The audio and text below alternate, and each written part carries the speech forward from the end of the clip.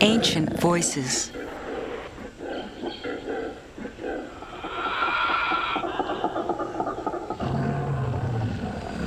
Animals may have no words,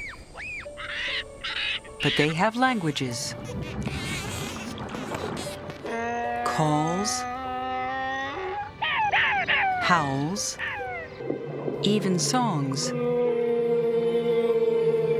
And they have meaning, emotional meaning. At one extreme, there is fear, warning animals of danger. What is the other end of the emotional spectrum? What feelings compel an animal to stay close to the safety and comfort of family? You have to have emotions to make a decision. The attachment emotion becomes critical. We don't lay our eggs in the sand and swim off. I mean, we've got to have this bonding.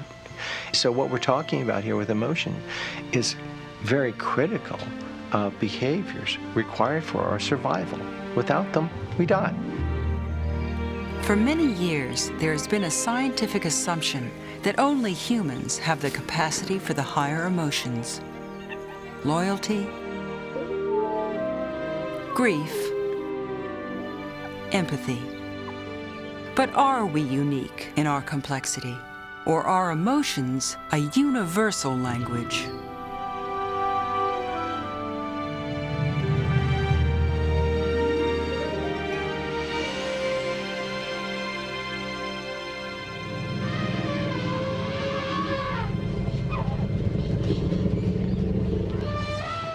Few people can read the emotional signals of elephants better than husband and wife filmmakers Beverly and Derek Joubert, who have spent nearly 2 decades capturing African wildlife on film. One indelible scene the Jouberts recorded was of an elephant family's remarkable devotion during a moment of physical and emotional crisis. It was a hard time for the elephants because we were going through a period of drought and they were traveling, they were migrating. The water was drying, it was getting pretty muddy. So often the females would, let their trunks dangle in and they'd be able to drink.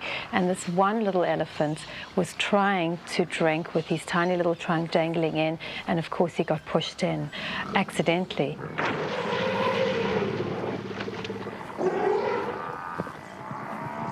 Once he fell into the water, the mud became almost like quicksand and pulled his little body in. The mother, first of all, trumpeted and sort of whirled around, trying to maybe get attention and in panic. And then she eventually knelt down and she climbed into the mud herself and she put her trunk and her tusks underneath this little elephant and tried to maneuver him. Somehow they were communicating amongst each other, so that while the mother, who was the matriarch, and the second matriarch were struggling to get the little guy released from the mud, there was somebody else breaking away the bank, creating a ramp for him so that when he did come out, he could just run up this bank. There were buffalo around, others were warding off the buffalo, and so there was this whole community effort going on there.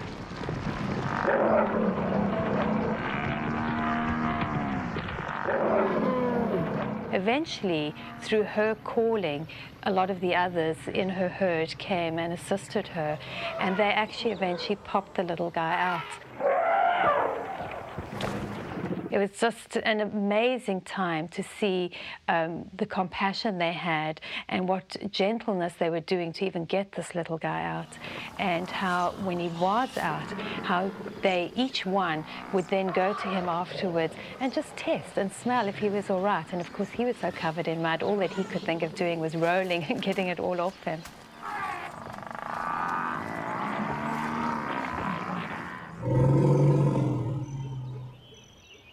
Katie Payne spends her life listening to the voices of animals. An acoustic biologist, Katie was among the first scientists to hear the songs of whales.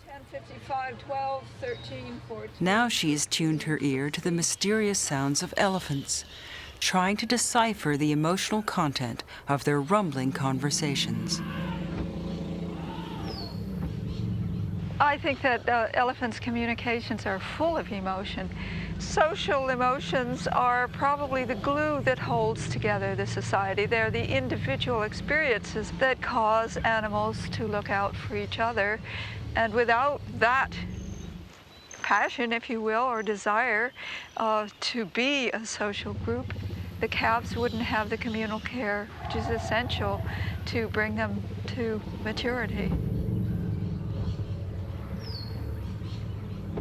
Everything that they do seems to come out of a we communal perspective and not very much out of an I individual perspective. Katie normally does her research in Africa, but on this occasion she visited a captive herd in New Jersey. We did a little experiment. We broadcast sounds from African elephants and watched the behavior of this group of females and this single male. We got an absolutely fascinating reaction.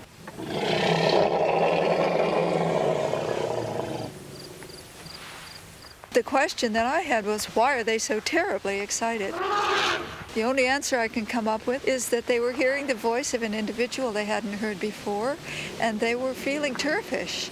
Who is this so close to us, and how did she come to be here? These elephants had heard no other elephant voices but each other's in over 20 years.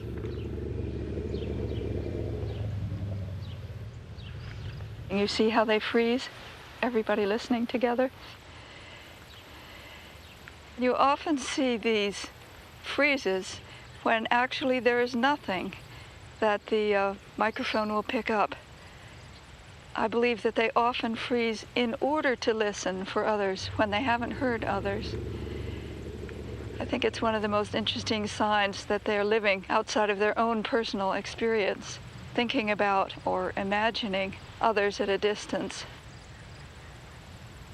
It's fantastic when you see 100 elephants doing this.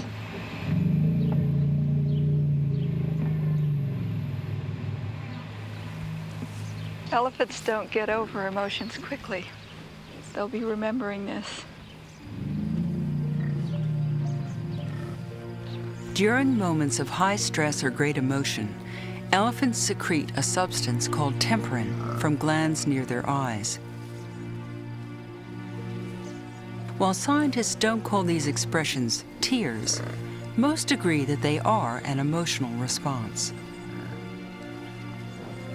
Scientists are amazingly backward about their willingness to ascribe emotions to non-human animals. And in part, I think this is because emotions are hard to prove, but it's immensely important that we get over this block, because when we do figure out how to notice, acknowledge, and measure emotions, then we're going to learn things about animals that people had never believed were possible. I think we can prove that animals have emotion. I think that there are lots of people now who are starting to learn the techniques that will enable us to answer those questions. The study of facial expressions is one way of measuring emotion. Chimpanzees have among the most expressive faces in the natural world.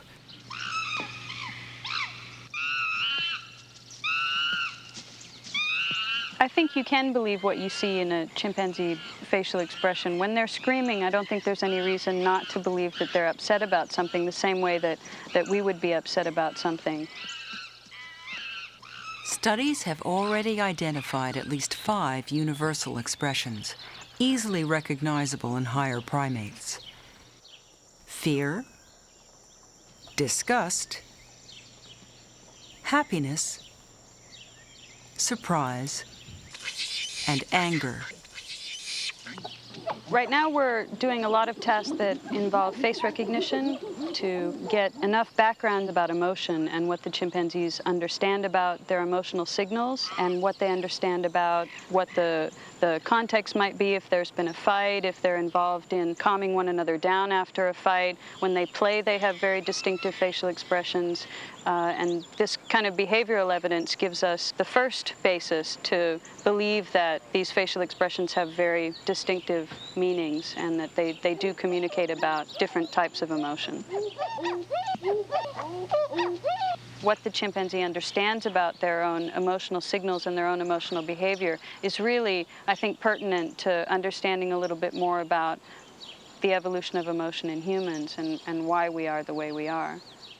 The difference between you and a chimpanzee, or you and a dog, or you and a cat is one of degree, not of kind. The reality is that chimpanzees and humans share 98.4% of their DNA. The chimp is genetically closer to a human than they are to a gorilla, and most people don't realize that.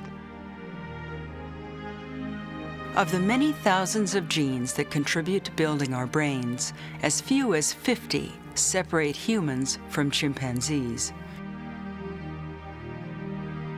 Humans, chimpanzees, and all mammals share the ancient reptile brain, which still controls basic emotions of survival, such as fear. Over the next 100 million years, a more emotionally sophisticated layer developed, giving rise to motherhood and a genuine ability for learning. With the evolution of the brain's third layer came a great capacity for complex social emotions, those that govern herds, packs, and human societies. The most modern brains, those belonging to chimpanzees and humans, differ more in size than design.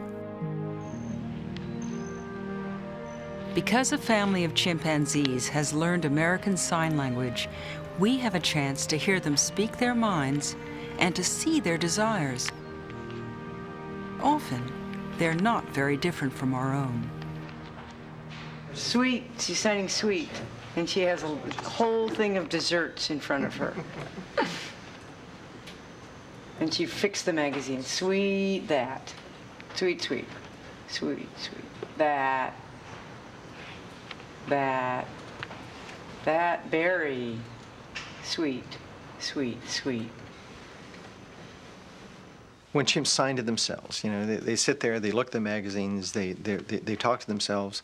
It's like you or I or anybody driving along in their car and alone and saying, "Oh, what a beautiful sunset."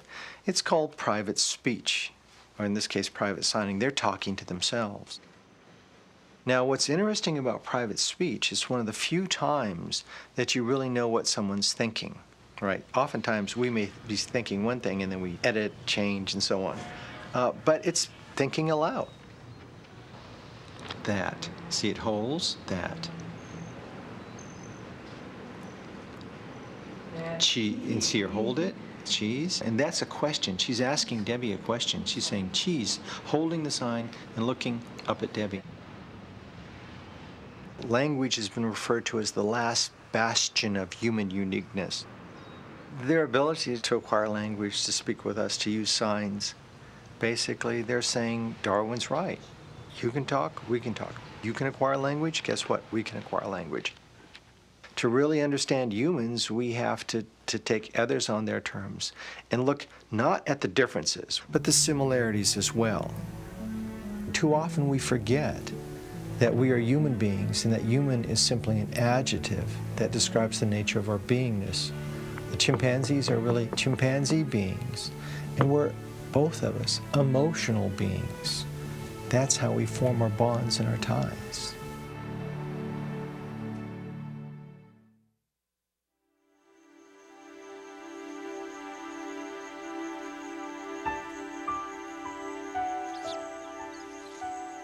While we might believe that the toughest animal always rules, primate researchers say that friendship can be even more powerful than aggression in determining which individuals will ultimately succeed. In Sri Lanka, natural history filmmakers witnessed the power of friendship firsthand while documenting a group of rhesus macaques known as the temple troop.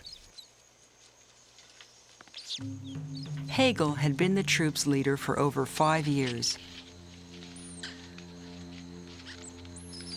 Usually, the dominant male manages to lead a troop for only about 3 years, but Hegel was a kind father and a gentle mate. Ducci, a younger male, had his eye on Hegel's job. He'd have to fight him for it.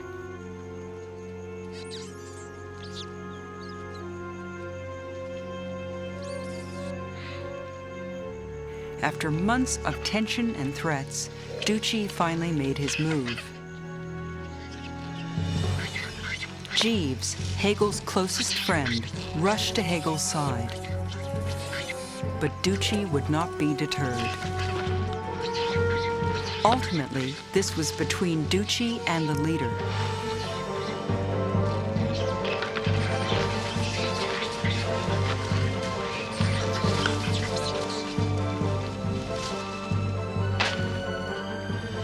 At battle's end, Hegel was left with severe wounds, which Jeeves gently tended.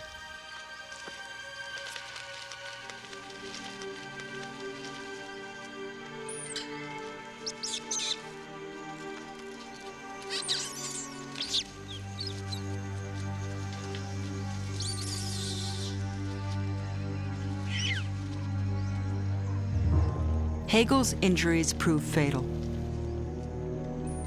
Each member of the temple troop paid their tender respects to a fallen friend. Except for Ducci.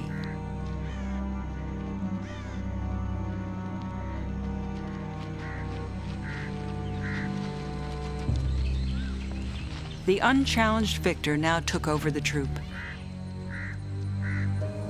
But Ducci was hardly the beloved leader that Hegel had been. He was rough with his mates, abusive to the babies.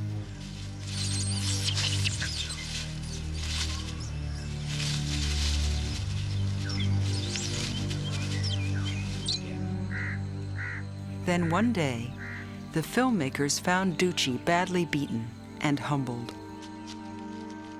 Researchers watching the temple troop believe that a group of females, outraged by Ducci's unfriendly treatment of their children, had sought revenge.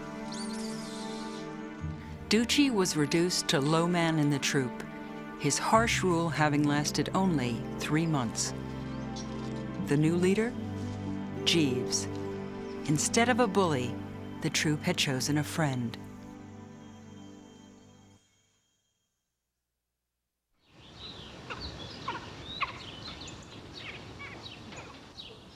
Primatologist Franz de Waal has been studying exchanges between chimpanzee friends. The soothing touch of grooming is the emotional currency of their world. Chimpanzees have a high level of reciprocity in their social system, and they have what I call a service economy. And so they exchange favors all the time within their community.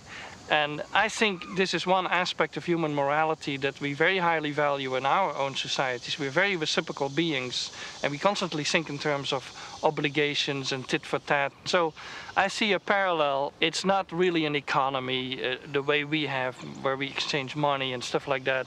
But it is certainly the beginnings of an economical system and the beginnings of a moral system are present in the chimpanzee. In what they call a food test, researchers carefully watch the grooming habits of each member of the troop. Good picture. Then they offer the chimpanzees their favorite food and track how grooming affects with whom they share.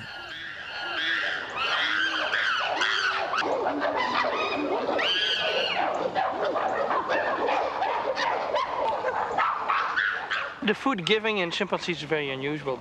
They have food, and they permit some of them to take food from them, and others they don't permit to do that. So it's passive sharing. They are particular about food sharing in the sense that they have certain friends that they do it a lot with and certain friends that do it very little with.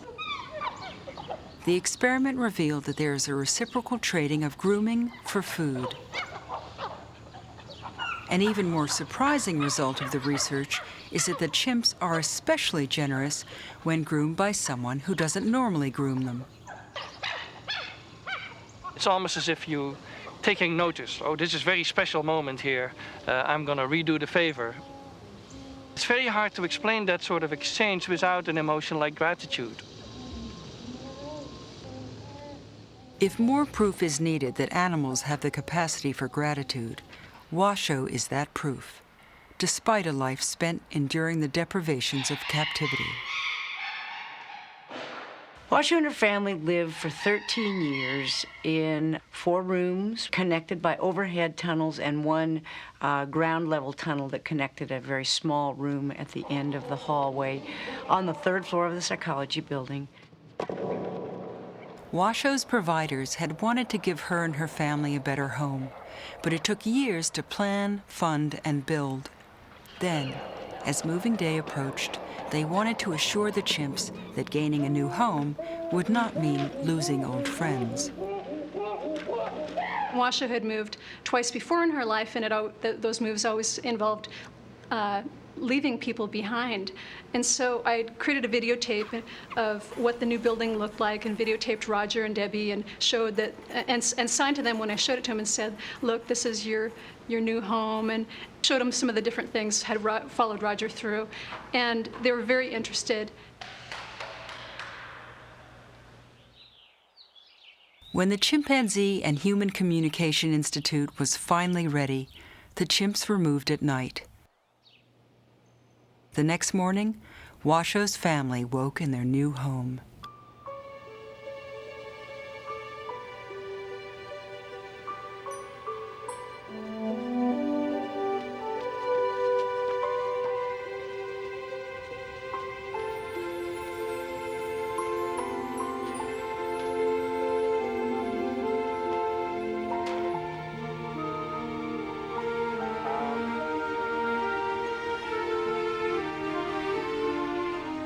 They hadn't been out for 13 years. I mean, they hadn't been out in the fresh air and see the sun and feel the grass.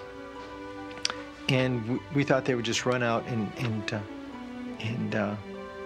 swing and play and so on. And when they were excited, they were hooting and they came rushing out. And Washoe, rather than going out and playing, she came down to a wire area where Debbie and I were standing.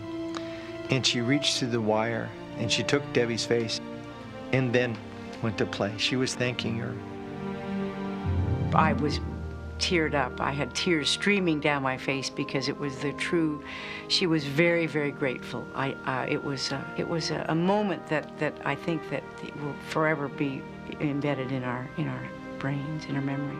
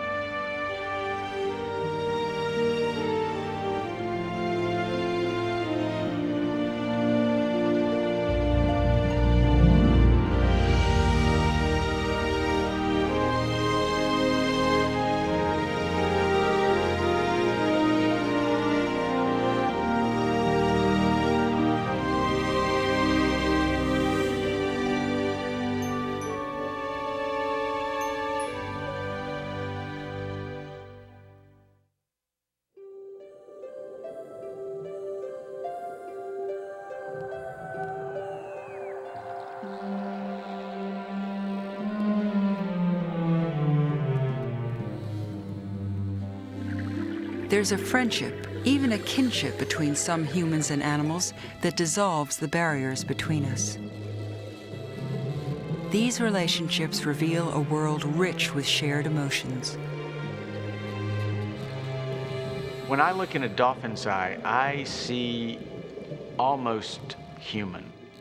There's something about it that the more you look at it, the less dolphin it is, and the more eye it is. And suddenly, you know, a lot of elements go away, and it's like I'm looking into your eye.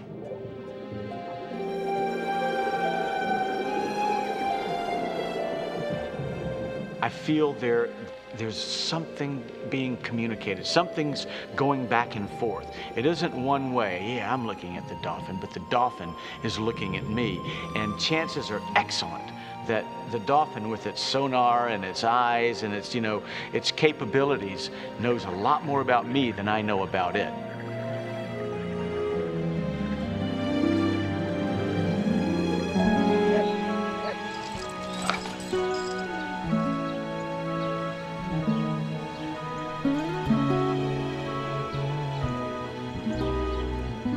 The most obvious bonds between humans and animals are with pets. 37 million Americans give their cats Christmas gifts. Of 60 million dogs living as pets in the United States, 10 million get to sleep on their humans' beds. 2 million dogs are served a special meal on their birthdays. Living so closely with our pets, we're highly attuned to each other's emotional states. But our bond goes further. New studies reveal that we even share the same emotional disorders. Veterinarian Nicholas Dodman at Tufts University is a pioneer in treating anxiety and depression in animals. They do respond to human antidepressant medication. The explanation for why dogs and cats respond to human medication must be that the brains are sort of fundamentally similar. You could teach the anatomy of the human brain in gross terms using, for example, a dog brain. So that structurally it looks the same. He looks terrific. He's doing very well. I first saw Hogan in 1994. Connie Bombasi had owned him for about 9 months. He'd had a dysfunctional history, he'd been abused, and she provided this wonderful home for him. I would think a large percentage of Hogan's original problems are emotionally based. I mean, he had the double negative effects of this, what I call dysfunctional environment of, abuse and neglect earlier on. Plus, he was deaf, which makes life a lot more confusing to be in this silent, visual world, not understanding things, and to be bounced around like a cork on the ocean. And then he found his rock, which was Connie. He became very bonded to her, couldn't be separated, cleaved to her like a Velcro strip. She went back to work, and his world sort of fell apart. About a month after I started going back to work, Hogan became compulsive about pacing. And then he combined pawing with the pacing, and he would pace, paw, constantly. He displayed what behaviorists would call a displacement behavior, which later, he would display this pawing, pacing, even when there was no apparent stress, so that then it had assumed kind of compulsive proportions. He was an upset, unhappy, anxious dog who was morbidly bonded to Connie. We had to use an antidepressant to get him out of the original hole that he was in. The antidepressants treated Hogan's obsession, but the Dalmatian's deafness kept him isolated. Calm. Kiss. Thank you. Now, take it gentle. Good, yes, good, handsome. Connie taught him some American Sign Language so that they could communicate. Hogan now knows over 60 words. Finally, Dr. Dodman felt that Hogan needed to build confidence so that Connie would not be the sole anchor in his life. She and her husband built an elaborate obstacle course. Hogan's spirits seemed to soar with each successful run. I think a dog needs a life, It's almost like what I call get a job program, and that is, they need something to do. There they go. Yeah, there they go. Some dogs have actual jobs and even an emotional connection to their work. Immediately after the bombing in Oklahoma City, specially trained dogs and their human partners were brought in from all over the country to help find survivors. It soon became clear, however, that the dogs would be spending long days and nights finding only bodies. remember stories about the Oklahoma City bombing, when you have these huge places where there are many corpses, and the dogs, of course, will find people in those wreckages at that point, that the dogs get depressed. And that's a very interesting phenomenon. The dogs get depressed to the point that they don't want to go into these areas anymore. So even though they have been trained and they get all the rewards and the praise that they normally get, they don't want to do this work anymore. When the constant disappointment of finding no survivors took a toll on the dogs, their trainers found that even affection would not lift their spirits. This is very stressful for the dogs. They understand death, or at least we think they do. They find this just as disturbing as the rest of us. If all you find throughout the course of the day are the deceased of a disaster, at the end of the day, we will make a concerted effort to set up a mock search where the dog is assured of finding a live person. Typically, it's another co-worker, a co-searcher, just so we can finish the day on an upbeat note. What it indicates is that behind the things that they do and that for which they have been trained, there's also some sort of emotion that we don't completely understand, but it's certainly not just a reward and punishment kind of training. There's some sort of emotion and maybe even joy involved, joy of finding someone alive.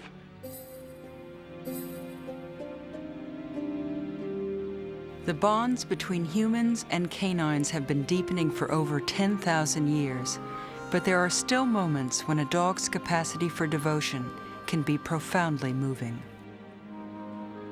I guess my first realization about animal emotions didn't come in school. I grew up with it. I mean, I grew up on a farm, and it was primarily a vineyard, but we had our dogs and we had our milk cows and so on, and they were part of the family.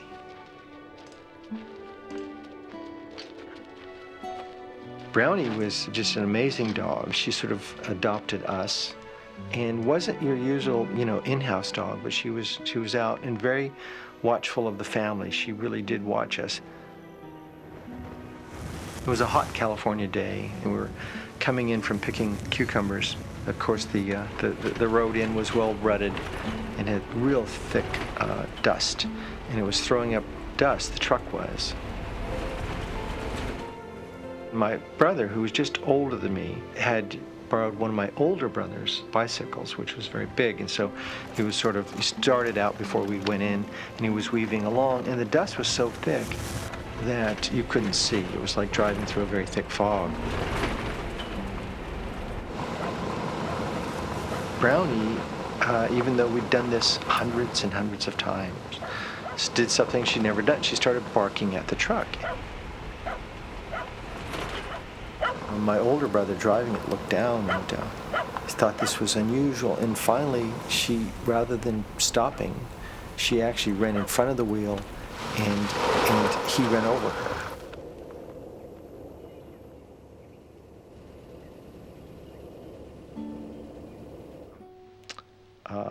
The truck stopped and I was on the truck. I felt, and everybody, the whole family felt, that we just run over this dog. When the truck stopped, not, just 10 feet in front of the truck, was my brother stuck in a rut where his bicycle, he couldn't get it out and was panicked. And had they continued, we certainly would have run into him. We would have run him over rather than her.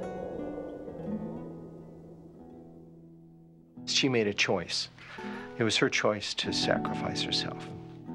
Brownie had, if you will, a parental relationship with all of the children in the family. And we were basically her pups, I'm sure.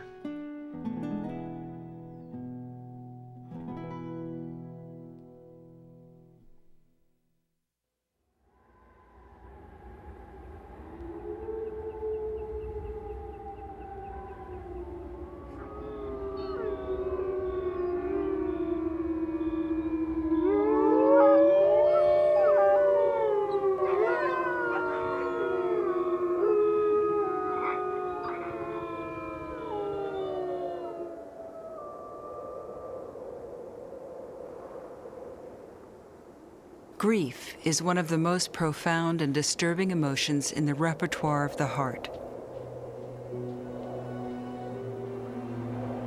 Do animals experience this suffering as humans do? Even among animals that routinely kill others to survive, can there be feelings of loss? Jim Dutcher's keen eye has most often been trained on the inner workings of wolf societies. With wolves, we think of packs as a sort of a mob, a group of animals roaming in the forest, unrelated to each other. A pack is really a family. It's mother, father, sister, brother, aunts and uncles, grandfather, grandchildren. And more than anything else in their life, they care about each other and they care about their family.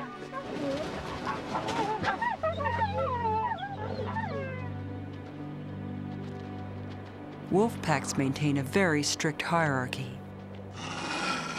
At the top of the ladder is the alpha male. On the bottom rung, the omega. In this pack, a wolf named Mataki.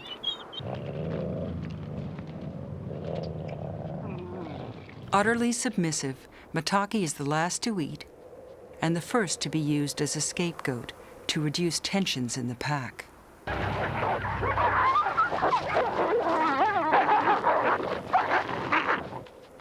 From all appearances, she seems a scorned outcast.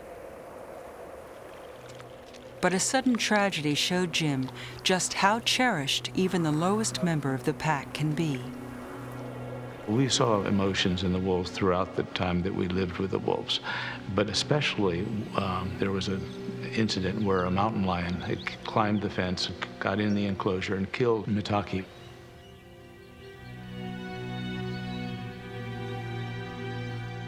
What surprised us is the fact that the pack mourned.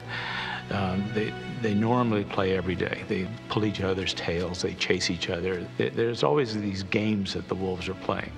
And then the wolves stopped. For about 6 weeks after that, they moped around, and when I would walk with them through the area where this all took place, they'd become visibly saddened again, and their tails would be tucked, their ears would be back, and they would lose those expressions of joy that they would have on their face.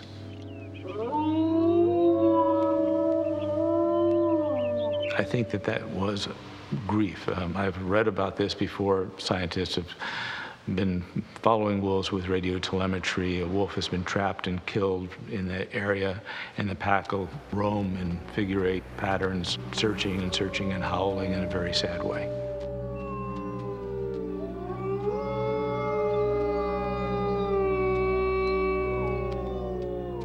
The bonds of family seem to transcend death, as filmmaker Martin Kolbeck has also witnessed.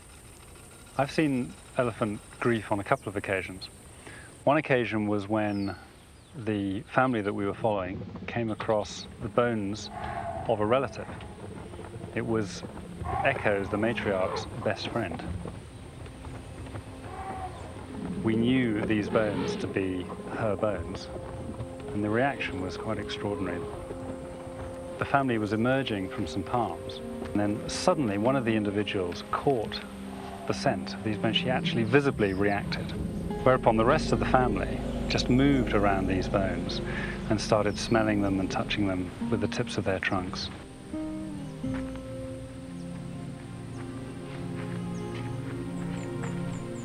Some of the younger calves actually picked up ribs and put them in their mouths, and the matriarch, Echo, concentrated on the skull. Unbelievable scene. She went up to it and she started smelling it in the eye sockets, underneath the jaw. It was a very moving scene. The whole family were just smelling and interacting with these pieces of bone. It was incredible. I believe that they actually knew it was a relative of theirs from the smells. And they won't do that to every set of bones they come across. There's no doubt in my mind about how complex and social and certainly emotional elephants are. What concept animals have about death cannot be known, but judging from their behaviors, there is a keen awareness of loss.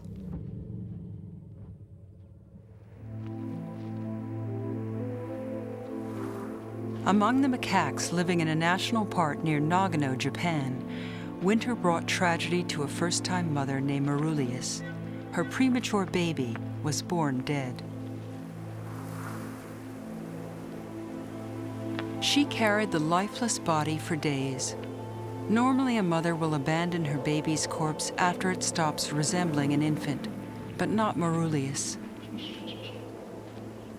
Day after day, she wandered, holding her baby's body as if it were still alive.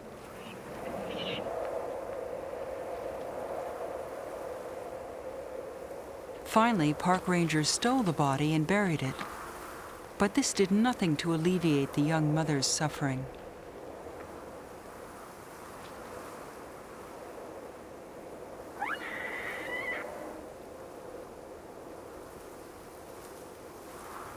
Obsessively, she searched for her baby. Her family could do nothing to relieve her pain.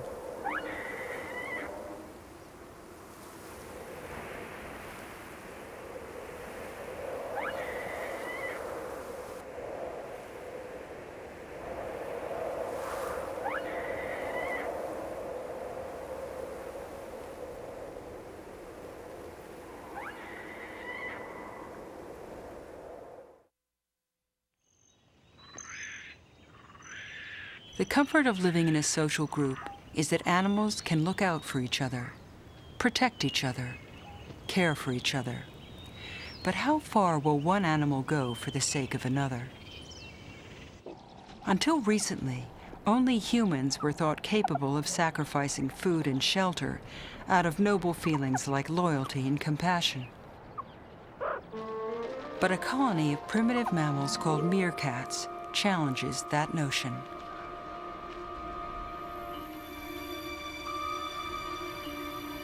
Meerkats must cope with the harshest of habitats, Africa's Kalahari Desert. They riddle the desert with burrows so that wherever their constant hunt for food takes the slender creatures, they'll have a safe place to escape danger.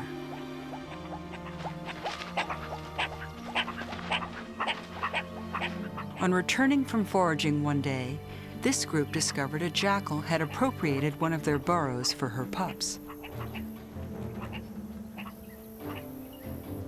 One bold meerkat decided to investigate. As night fell, she was still on her own, facing the jackal.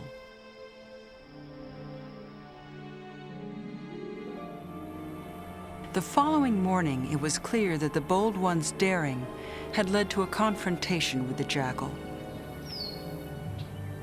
Her mother tried to comfort her, but the bold one was weakening by the hour.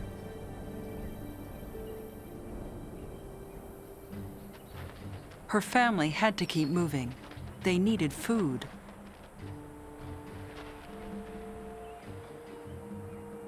Meerkats cannot survive on their own in this forbidding environment. So the group slowed down for the bold one, but she barely managed to keep up.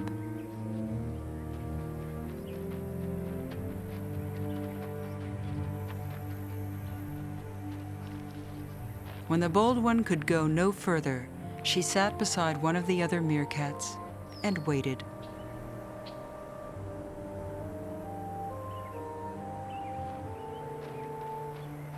Her strength fading, she collapsed at a burrow.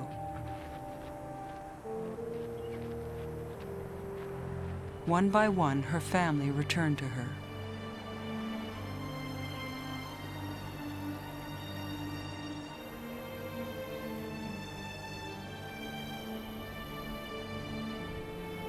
Hunger waited, safety waited. Still, they did not abandon her.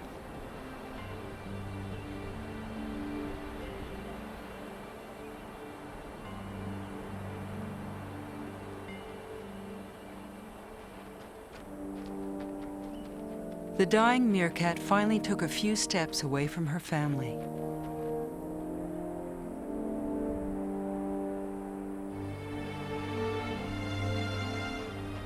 Within moments, she succumbed.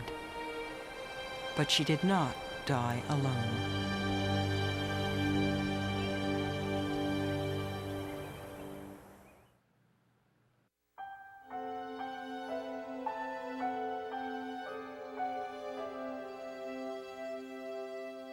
What is it that distinguishes humans from all other beings on the earth.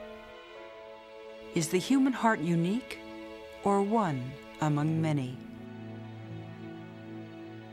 With her capacity for language, Washoe was one of the few animals who can share what's in her heart. Washoe has expectations of her friends, and if you come in 4 days a week, then by gosh, she expects you in 4 days a week, and if you don't come in, you've got some explaining to do. I was pregnant in the summer of 1982, and I had a miscarriage, and was gone for a couple days.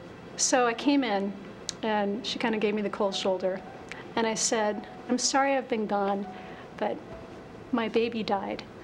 And I thought Washoe would understand because I knew she had lost a baby before too.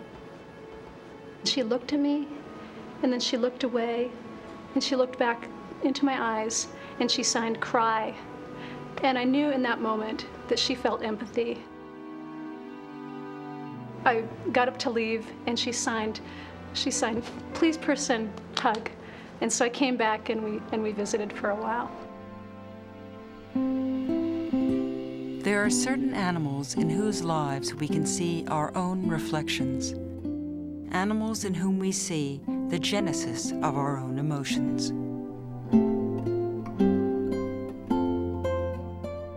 When I look into the chimp's eyes, like I would a person, I see a person. I see a person with feelings and emotions and caring.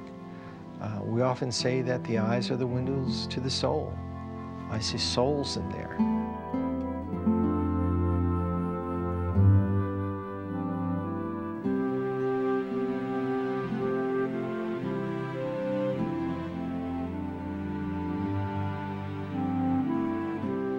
I think ultimately, if we consider that we're made up of physical, mental, emotional, and possibly spiritual, in that we have a soul, the next real question is, if we understand that animals are physical like we are, and they have mental capacities, and they have emotions, do they have a soul? Wouldn't it be nice if this world were a world where we accepted animals on their terms, where we accepted the fact that, yes, that anger in the dog is anger, and that joy in the puppy is joy. We are a part of this world, and we're not different. We share it. We are not different in kind, but different in degree. We owe a lot to our fellow beings.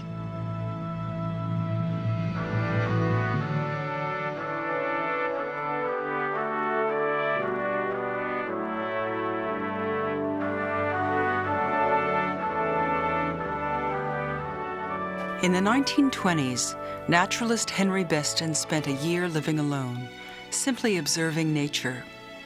He found expression for the relationship between humankind and every other creature on the planet. His words echo through time. We need another and wiser concept of animals. In a world older than ours, they moved finished and complete, gifted with extensions of the senses we have lost or never attained, living by voices we shall never hear. They are not our brethren. They are not underlings.